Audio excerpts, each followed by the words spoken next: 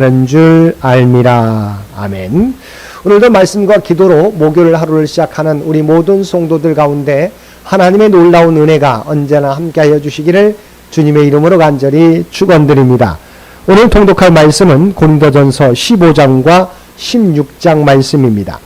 15장은 소위 부활장이라고 불리는 부분으로 사랑장으로 불리는 13장과 더불어서 바울의 모든 서의 내용 가운데서도 가장 아름답고 확신에 찬 내용으로 이루어져 있습니다. 바울이 15장에서 부활에 관해 언급하고 있는 것은 두 가지 이유 때문일 것입니다. 첫째는 영혼의 분멸성을 인정하면서도 육체의 부활은 결코 인정하지 않는 헬라 철학의 영향으로 말미암아 고린도 교회 일부 성도들 사이에서 과연 부활이 있는가 하는 문제와 부활한다면 어떻게 다시 살며 어떠한 몸으로 오느냐라는 질문이 제기되었기 때문일 것입니다. 둘째는 12장에서 14장까지의 말씀에서 은사 문제를 다루었는 바 기독교 복음의 핵심은 은사가 아니라 그리스도의 죽음과 부활의 있음을 주지시켜서 고린도 교인들에게 바른 신앙을 갖도록 촉구하기 위함일 것입니다. 사실 부활 신앙이야말로 기독교의 초석이라고 할 수 있으며 부활에 대한 올바른 지식과 확실한 믿음을 갖지 않고서는 누구도 기독교 신앙을 정립할 수 없는 것입니다. 그러면 구체적으로 살펴보면 15장 1절에서 11절 말씀은 예수 그리스도의 부활과 그 역사적 확실성에 대해 언급하고 있는데, 이처럼 예수 그리스도의 부활을 먼저 언급하고 있는 것은 그의 부활이 없었다면 우리 성도들 역시 부활의 소망을 지닐 수 없기 때문입니다.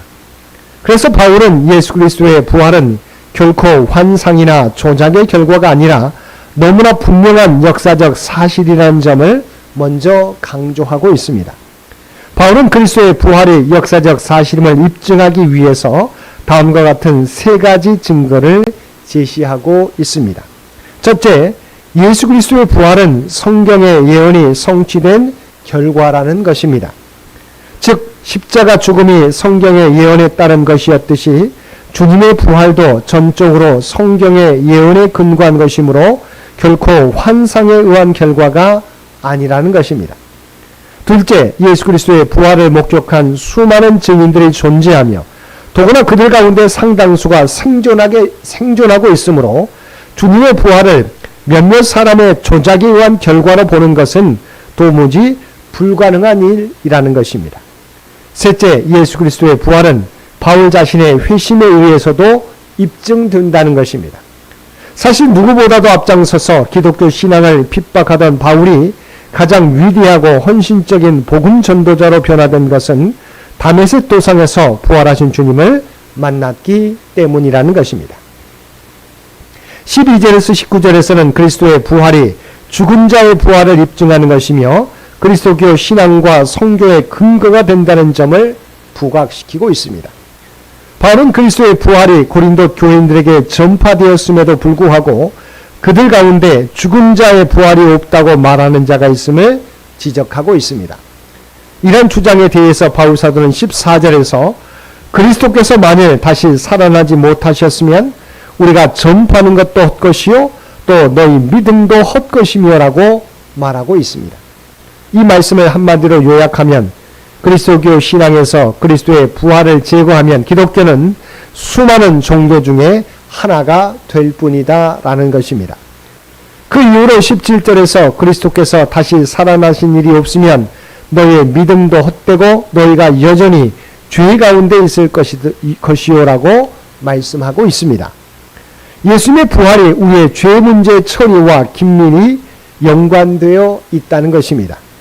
즉 예수님이 아무리 십자가에 달리셔서 물과 피를 다 쏟고 고통스러운 죽음을 맞으셨더라도 부활하시지 않았다면 죄는 여전히 처리되지 않은 채 남아있을 것이라는 점입니다. 그리고 그리스도의 부활은 우리의 부활과 영원한 생명과도 연관이 있다는 것입니다. 예수님의 부활의 의미는 십자가로서 죄는 물론 사망의 권세마저 완전히 물리치셨음을 확증하는 사건입니다. 그래 우리가 예수님을 믿음으로 그 안에 거하면 우리도 사망의 권세를 이기고 다시 살게 되는 것입니다. 20절에서 28절 말씀은 그리스도의 부활이 성도의 부활과 만유 회복의 보증이 됨을 증거하고 있습니다. 바울은 그리스도께서 죽은 자 가운데서 부활하심으로 모든 성도들의 부활에 대한 첫 열매가 되신다는 사실을 역설하고 있습니다. 이는 그리스도의 부활이 모든 성도들이 장차 부활에 동참하게 될 것이라는 확실한 예표요 보증이 된다는 사실입니다. 특별히 바울은 이러한 부활의 확실성을 설명하기 위해서 대표와 연합의 원리로 설명하고 있습니다. 즉 모든 인류가 첫사람 아담의 범죄로 인해 그 안에서 죽은 것과 같이 이제 둘째 아담 예수 그리스도의 구속 사역과 부활로 말미암아 그 안에 있는 모든 성도가 부활하게 될 것이라는 것입니다.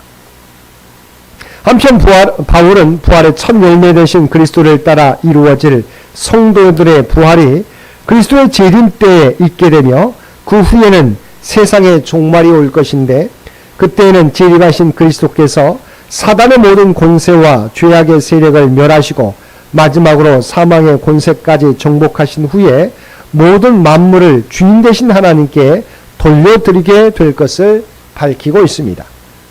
그러므로 그리스도의 부활은 사망 권세에 대한 궁극적인 승리를 암시하는 것으로서 장차 그리스도를 통해 회복될 미래에 대한 소망을 성도들에게 갖게 해줌과 동시에 성도들이 부활에 있어서 그리스도의 뒤를 따르는 것과 마찬가지로 성도들의 이 세상의 삶 역시 그리스도를 본받는 삶을 살아야 할 것과 성도들이 현재는 고난을 당한다 할지라도 그리스도의 재림과 부활을 소망하며 인내로서 승리하는 삶을 살아야 할 것을 교훈해 주고 있습니다. 29절에서 34절 말씀에서는 성도들은 부활신앙에 근거하여 의로운 삶을 살아야 함을 교훈하고 있습니다. 본문을 보면 바울은 먼저 자신이 부활에 대한 확신을 굳게 지니고 있었기에 생사의 경지를 헤매는 위험과 어려움 가운데서도 담대히 복음을 전파할 수 있었다고 고백하고 있습니다. 만약 성도의 부활도 없고 내세의 삶도 없이 이 세상의 삶이 끝이고 모든 것이라면 성도는 절제하고 희생하는 삶을 살 필요가 없을 것입니다. 그저 육체의 욕망에 따라 쾌락을 쫓으며 살다가 가면 될 것입니다. 성도의 부활이 있는 것은 엄연한 사실이고 영생 또한 보장되어 있기 때문에 어떠한 역종도 마다하지 않으며 절제하는 삶을 살아야 한다는 것입니다. 한편 바울은 고린도 성도들에게 부활신앙에 대해 확신을 가질 것을 그의 경험을 토대로 권면하고 아울러 육체의 부활을 부인하며 왜곡된 말로 미혹하는 자들을 경계하라고 충고하였습니다. 이들은 하나님에 대한 올바른 지식을 갖추지 못했기 때문에 부활을 부인할 뿐만 아니라 타락과 방종의 생활을 추구함으로써 참 신앙의 길을 가고자 하는 성도들을 미혹한다는 것입니다. 35절에서 49절까지 말씀에서는 동식물과 천체의 다양성 및 대표의 원리에 근거해서 부활체의 존재와 상태에 대해 논증한 사실을 보도하고 있습니다. 앞에서 살펴봤던 것처럼 고린도 교회 안에는 부활의 회의적인 자의 두 가지 예상 질문, 곧 죽은 자들이 어떻게 다시 살며 만약 부활한다면 어떠한 몸의 상태를 지니게 되는가라는 의문에 대한 답변 형식으로 주어졌습니다. 먼저 바울은 파종한 씨앗의 경우를 사례로 하여 씨앗이 새로운 열매를 맺기 위해서는 각 식물의 씨앗들이 땅에 떨어져 죽어야만 가능하듯이 인간의 육체의 부활도 죽음의 과정을 필연적으로 거쳐야 함을 말하고 있습니다. 그리고 심기운 씨앗이 새로운 형태의 식물을 만들어내듯이 육체의 부활 이전의 상태와 이후의 상태는 분명히 다름을 답해주고 있습니다. 즉 하나님께서 창조주를 통하여 모든 피조물들에게 각기 다양한 형체를 주셨듯이 부활할 때도 하나님께서 죽기 이전의 육체와는 비교할 수 없는 새로운 몸의 형체를 예비하여 주신다는 것입니다. 즉 현재의 육체는 썩고 욕되며 약한 것이나 부활 후의 육체는 영원히 썩지 아니하며 영광스럽고 강하다는 것입니다. 이처럼 부활 이전의 육체의 상태와 부활한 육체는 뚜렷이 대조되고 있는데 바울은 이러한 차이를 첫사람 아담과 마지막 아담이신 예수님을 비교하여 또다시 논리적으로 설명해 주고 있습니다.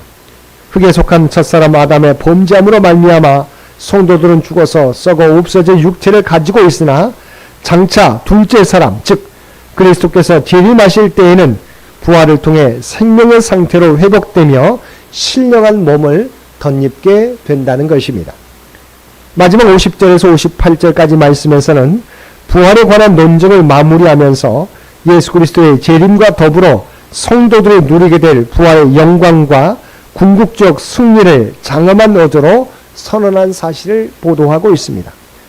먼저 바울은 주님께서 천군 천사들의 나팔 소리와 함께 세상에 재림하시면 이미 죽은 성도들이 생명의 부활에 참여하여 다시는 썩지 아니할 새로운 몸으로 살아나고 그때까지 죽지 않고 살아있는 성도들은 영생의 부활에 참여하여 신령한 몸으로 순식간에 변화될 것을 선언하였습니다. 그리고 그렇게 되면 아담의 범죄 이래로 인류를 끊임없이 지배해오던 사망의 권세가 더 이상 아무런 힘도 발휘하지 못하게 됨으로써 결국 성도들은 완전한 승리를 누리게 됨을 선언하였습니다.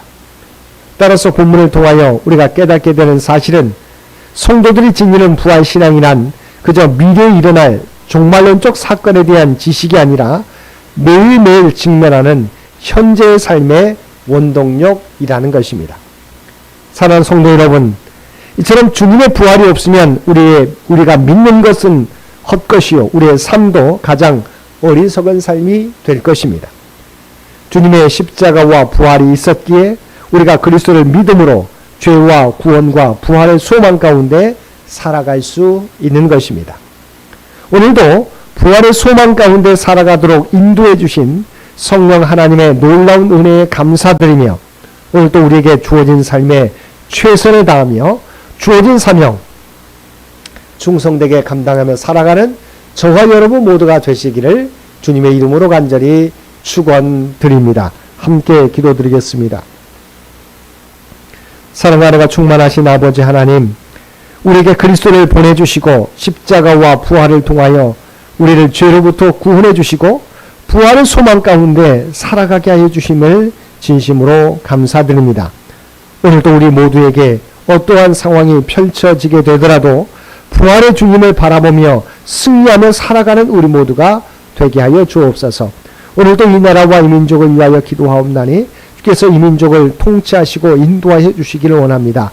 100주년을 준비하며 나아가는 창현재단과 주의 백성들을 기억하여 주시고 오직 하나님이 계획하신 바를 하나하나 이루어가는 창현재단과 주의 백성들 모두 되게 하여 주옵소서. 특별히 유신의 연약함 가운데 있는 모든 성도들을 눈동자와 같이 지키시고 보호하여 주시기를 원합니다. 능력의 손으로 안수하여 주시어서 그들의 연약한 모든 부위마다 새롭게 치유되며 회복되는 놀라운 역사 허락하여 주시고 날마다 하나님 나라를 소망하며 살아가는 주의 백성들 모두 되게 하여 주옵소서. 살아오는 자녀들의 삶 가운데 함께하여 주시어서 믿음을 잃어버리지 않게 도와주시고 또한 그에게 주신 꿈과 비전을 준비하며 나가게 될 때 그 모든 것을 하나하나 성취해가게 도와주시옵소서. 또한 하나님께서 그들의 앞길을 열어주시어서 오직 하나님께 영광 돌리는 삶을 살아가는 사랑하는 자녀 손들 모두 되게 하여 주옵소서. 오늘 또 우리 모두에게 복된 하루를 허락해 주신 것 진심으로 감사드립니다. 주어진 하루하루를 살아가게 될 때 오직 주님과 동행하는 삶을 또한 승리의 삶을 또한 하나님께 영광 돌리는 삶을 살아가게 하여 주옵소서. 구체적으로 우리가 발을 딛고 살아가는 삶의 현장 가운데 그리스도의 아름다운 향기와 선한 영향력을 나타내며 살아가는 우리 모두가 되게 하여 주옵소서. 이 모든 간구 우리를 구원하여 주신 예수님의 이름으로 간절히 기도드리옵나이다. 아멘.